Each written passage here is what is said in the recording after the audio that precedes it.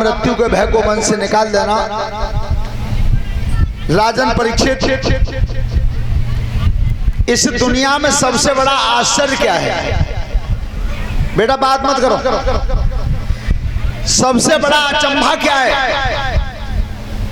ये वन परम महाभारत में युधिष्ठिर जी से यक्ष देवता ने प्रश्न पूछा था कि जब दुनिया में सबसे बड़ा आश्चर्य क्या है? धर्मराज युधिष्ठिर ने जवाब दिया कि आदमी आदमी को मरता हुआ देख रहा है और अपने जीने की इच्छा कर रहा है, इससे बड़ा कोई आश्चर्य नहीं है। कितनी सत्य बात है। परीक्षा जी आ रही समझ में? ये बिटरियां और जो हथियार सब पांच हुए आते हैं, ऐसे हाथ जोड़ ले तो मत इंतबे आशीर्वाद दे करो, दोनों हाथ अंते। हाँ एक छोरी पाना छुआई कर लेते, आशीर्वाद ना दो तो ध्यान रखना। उस समय ये खूब निश्चित है कि जो आज मर के और टिकटी पे बंध के जा रहे हैं ऐसे ही जानो है, लेकिन तो का सोच रहे हैं जे मर गए हमें ना मरनो, और ऐसा हो ना है। निश्चित है मृत्यु, निश्चित है। लेकिन राजन परीक्षित भगवान की बिना अनुकंपा के भगवान की कथा भी अच्छी नहीं लगती।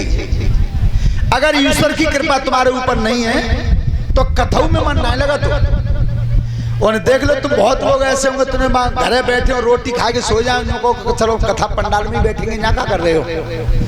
तो वे कागज कल गए हम पर हमारे कछु समझ में आई ना, क्यों नहीं आती? ध्यान रखना, ये गोस्वामी जी बता रहे हैं रामचरितमानस में उत्तरकांड में कि जिस समय पक्षीराज गरुड़ जी को शंका हुई भगवान राम के ऊपर, और ये शंका हुई कि ये कैसे भगवान है जो दुनिया का बंधन काटते हैं, और मैंने इनका बंधन काटा था लंका में जब मेघनाथ ने बांध लिए थे नागपाश में।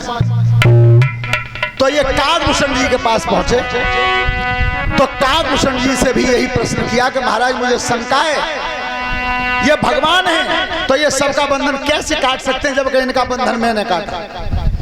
तो काकभूषण जी और गरुड़ जी के संवाद में लिखा गोस्वामी जी ने कि उस समय काकभूषण जी कहते हैं, हे गरुड़ जी, ये तुम्हें जो भ्रम बैठ रहा है ये तुम्हें माया दाब रही है, ये माया दाब रही है। लेकिन जिस माया ने तुम्हें दबाया है इसने मुझे भी दबाया था, मुझे भी दबाया था, लेकिन मेरा धन्ना कब टिकट है। लिख रहे हैं गोस्वामी जी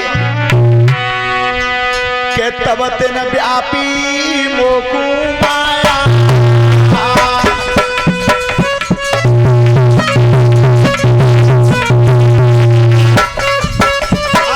तब तेन व्यापी मोकू माया, जब से रघुनायक अपनाया।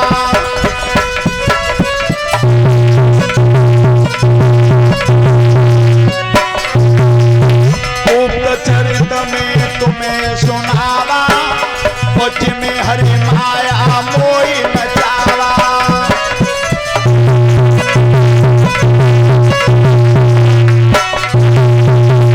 गरुड़ जी, जिस माया ने तुम्हें नचा दिया उसने मुझे भी नचाया था, लेकिन मेरा फन्ना तब से कटा, तब से मैंने भगवान श्री राम का भजन करना शुरू किया।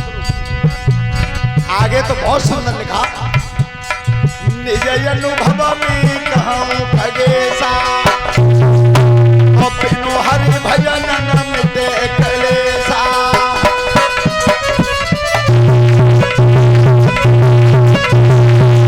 सुनिए परीक्षित, एक पक्षी दूसरे पक्षी को समझा रहा है, हम तुम तो इंसान है, वो ये कह रहा है कि निज अनुभव में कहूं खगेशा, और बिनु हरि भजन न मिटे। राम कृपा बिनु सुने खगराई, और जानी न जाई राम प्रभुताई।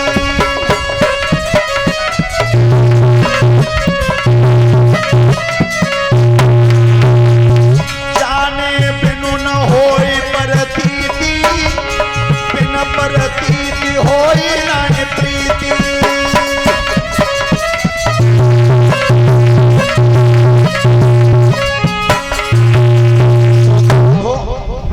राम कृपा बिनु सुन खगराई, और जानी न जाए राम प्रभुताई। अगर भगवान की अनुकंपा नहीं है तो भगवान की प्रभुताई भी समझ में नहीं आती। आज राजन परीक्षित में तुम्हारे सामने चंद्रवंश श्रोमण भगवान श्री कृष्ण का प्राकट्य बता रहा है। और भगवान धरती पर आते कब हैं,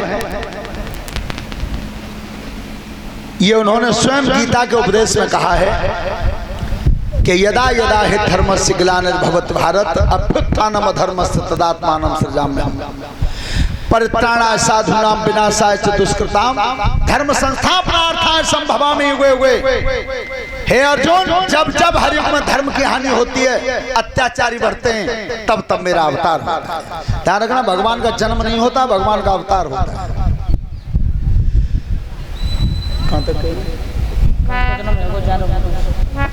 ध्यान रखना, मथुरा के राजा थे उग्रसेन महाराज।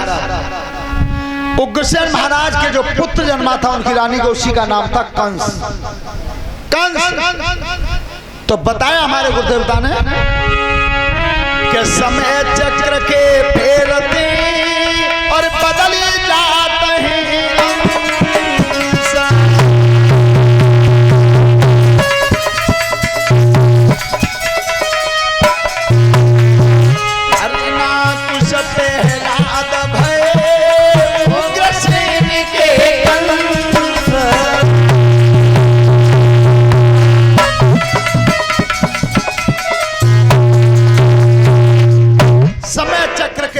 और बदल जाते हैं अंश। हरणाकुश के प्रहलाद भय और उग्रसेन के कितना दुराचारी था हिरण्यकश्यप, लेकिन बेटा हुआ तो प्रहलाद जैसा। और कितने धर्मात्मा राजा थे उग्रसेन, लेकिन संतान हुई तो कंस जैसे। लेकिन जब बलवान हुआ था, उसकी काया में 22,000 हाथी का बल आया। और इधर मगध देश के राजा थे जरासंध। तो जरासंध के 2 लड़की थी, अस्ति और प्राप्ति। दोनों जब बर के योग हुई तो जरासंध ने विचार किया कि अब बेटियों का विवाह कर देना चाहिए। एक बात सभी श्रोता बंधु ध्यान से सुनना, 10 काम छोड़ के नहा लेना चाहिए, 100 काम छोड़ के खा लेना चाहिए, और 1000 काम रोक के बेटी का विवाह कर देना चाहिए, समय पर कर देना चाहिए। लेकिन जो सबसे ज्यादा उत्तम और जरूरी काम है आज के समय में, उसे ही पीछे बुलाते हैं। अब कि जा खेतों को बेनामा करवा लें, अब कि जा मकान बनवा लेंगे, जा प्लॉट ले लें, लड़की को ब्याह अगली साल कर देंगे। लेकिन गलत, बिटिया का विवाह सबसे पहले करना चाहिए समय पर। तो आज दोनों बिटियां जब बर के योग्य हुई तो जरासंध महाराज ये विचार करते हैं कि बेटी को वरना होना चाहिए तो बलवान होना चाहिए, बलवान। तो विद्वानों ने मत दिया कि महाराज तुम्हारे यहाँ 1,000 मन के मुगदल हैं और शर्त लिखवा दो कि जो कोई छत्री आएगा और दोनों मुगदलों को उठा करके मिला दे, उसी के साथ विवाह कर देना। तो आज संसार के सब राजाओं पर निमंत्रण गया है। तो ध्यान रखना, परीक्षित जी कंस भी आए हैं उसमें। कंस महाराज 1,000 मन के मुगदल रखे थे चौक में। मुगदल देखे हैं परीक्षित जी? तुम तो देखे उठाए हुए।